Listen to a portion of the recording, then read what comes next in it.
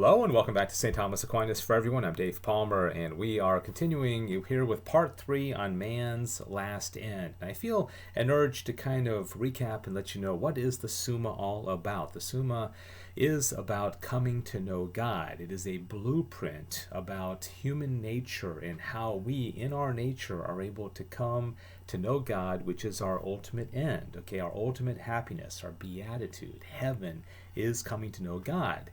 Thomas, in the 5 volumes of the Summa, the 5 parts of the Summas we talked about, basically lays down the blueprint. So this is a very important part of the Summa because we're talking specifically about the last end and how it relates to our nature and our ability as rational creatures to achieve our last end. Of course, we don't achieve it without the grace of God and God's providence, and that's the other really interesting thing about us as human beings is the balance, even the tension, I would say, in a sense of how much is God calling the shots and how much is our own free will, okay? Because there's a lot of that in play, and different Christian religions have different thoughts about that. How much are we able to merit or earn our salvation or work for it, okay? So it's very interesting, but Thomas covers all of this in the Summa, and this is what we're going to do today is talk about happiness. And I will say, if you find some of these lessons to be confusing, and I hear that all the time when people say, yeah, I'm trying to pay attention to these videos you're doing, but they're really confusing. This one isn't that confusing, okay? This is one of the easier ones that we're going to do, okay? I promise. You're going to find this one quite simple, all right? And here's the question, and we can all understand this. Is our body necessary for happiness? Now, most people would say, well, yeah, I mean, I need my body to sleep, all right? And I like sleeping. Most of us enjoy sleeping. It's really relaxing and it's fun, and we try to get as much of it as we possibly can. We need our body in order to compete. Maybe you're a runner. Maybe you do whatever, ping pong or tennis, golf, all right? We need our body. Otherwise, it wouldn't be possible to do this, okay? We don't win many gold medals like Mary Lou Retton did back in 1984. At least I've never won a gold medal. I'm not sure about you, but we still compete at some level, and we need our body to do it. We like to look at things. We like to observe the world, the created nature, okay? Here's a little kid looking at a grasshopper with a magnifying glass, okay? And we just love to see nature. I know I do. I love the birds and the grass and the trees and the mountains and the weather and all that kind of stuff. You can't do that without your body, right? And then we like to interact with other creatures like dogs and human beings especially, and animal life and plants and all that kind of stuff, right? Can't do this without the body. So Thomas says happiness is twofold. One is imperfect and is had in this life. The other is perfect, consisting in the vision of God. Now, it is evident that the body is necessary for the happiness of this life. For the happiness of this life consists in an operation of the intellect. And the operation of the intellect in this life cannot be without a phantasm. Do you remember that lesson on the phantasms? Was that not amazing how we come to know things by abstracting phantasms from physical objects, and we can only do it with the active intellect, the passive intellect, right? The body, the soul, the composite. It's absolutely fascinating. And I hope that you're getting this out of the Summa, is that we are complicated but pretty amazing creatures, right? Okay, consequently, that happiness which can be had in this life depends on a way on the body. Okay, that makes sense. Like things we just explained a moment ago, the banana splits and the exercise and all that. We can't do that without the body. But as to perfect happiness, which consists in the vision of God, the intellect needs not the body for its operation, save on account of the phantasms, wherein it looks on the intelligible truth. Now it is evident that the divine essence cannot be seen by means of a phantasm. We cannot abstract a phantasm out of God because he doesn't have a body, and therefore, like an angel. You can't abstract a phantasm from an angel because it doesn't have a body, right? You can't abstract a phantasm from an abstract concept like charity or justice or hope, right? Because it doesn't have a physical component to it, right? It's abstract. All right, you can understand that. Now, it is evident that the divine essence cannot be seen by means of phantasms. Wherefore, since man's perfect happiness consists in the vision of the divine essence, it does not depend on the body. Consequently, without the body, the soul can be happy. Interestingly, though, Thomas is also going to teach that in heaven, separated souls desire the body. Okay, they don't have the body yet because we haven't had the general judgment and the resurrection of the dead that we talk about in the creed. The resurrection of the body hasn't happened yet, right? But our souls in heaven, the souls that are in heaven right now, long for the body because they're not human beings if they don't have the body, right? We talked about that in the part on human nature.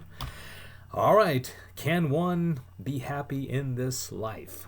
All right, so you say, well, yeah, I'm pretty happy. I like those banana splits, and I enjoy very much getting out and being with friends on the open road in my convertible, and it gives me a sense of freedom, and I kind of, think that's pretty groovy. There's all these beautiful creatures in the world, and, there's a lot of, my spouse and my kids, and I enjoy it, all right? So I think I can be pretty happy, all right? Do you think that's what Thomas is going to say? I think he's going to say we can be happy in this life? Well, you'll see. You probably can figure this one out. A certain participation of happiness can be had in this life, but perfect and true happiness cannot be had in this life. This may be seen from a twofold consideration. What's cool about this is that if you do think, yeah, I'm relatively happy, life's pretty good, well, you should say, wow, if I'm happy here, imagine how happy I'll be if and when I get to heaven. All right, that's what we got to consider. First, from the general notion of happiness, for since happiness is a perfect and sufficient good, it excludes every evil and fulfills every desire. But in this life, every evil cannot be excluded, like car accidents, right?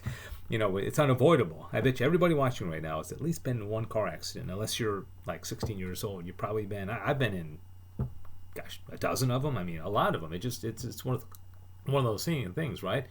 Okay, so in the present life, we are subject to many unavoidable evils, to ignorance on the part of the intellect, to inordinate affection on the part of the appetite, and to many penalties on the part of the body. Okay, crazy stuff like riots and sin, and we see it all the time in the news, and murders, and it just makes you think like, oh my gosh, this life is not completely happy, because otherwise all this kind of stuff wouldn't be going on. Inordinate affection on the part of the appetite, we eat too much, we sleep too much, and to many penalties on the part of the body. As Augustine set forth, okay, there's a penalty on the part of the body. We get sore, we injure ourselves, we limp, people have heart attacks, and people have strokes, and people get headaches and migraines and sore throats, and it's just part of human nature, right, that this happens. All right, likewise, neither can the desire for good be satiated in this life, for man naturally desires the good which he has to be abiding. Now, the goods of the present life pass away. We all know that, okay? Since life itself passes away, which we naturally desire to have and would wish to hold abidingly, for man naturally shrinks from death, okay? Most of us, we don't want to die. We want to stay alive, and, we have a natural desire for self-preservation, right? And okay, wherefore it is impossible to have true happiness in this life. Secondly, from the consideration of the specific nature of happiness, viz.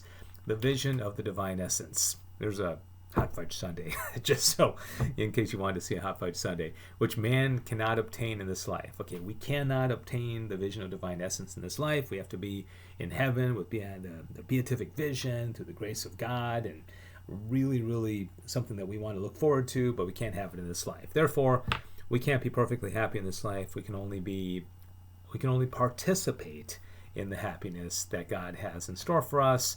Hence, it is evident that none can attain true and perfect happiness in this life. Wasn't that pretty easy? That was not a complicated lesson. Okay, in fact, you probably knew all that, but to hear Thomas explain it, for some reason, it sounds better than I think if we try to explain it. He just, the way he words things, I know some people think it's heavy, but I find it's almost like poetry. It's so beautiful the way he describes things, and that's why I'm so attracted to the Summa. Hopefully you are as well. Thank you so much for watching and for the comments that you have left on YouTube and Facebook. I really appreciate it. I'll respond to everybody. And we have one more lesson on man's last end, and then we move into the next topic after that. We're in part 2 of the Summa, Prima Secunda, and I hope you're enjoying these lessons. God bless you, and thank you for watching.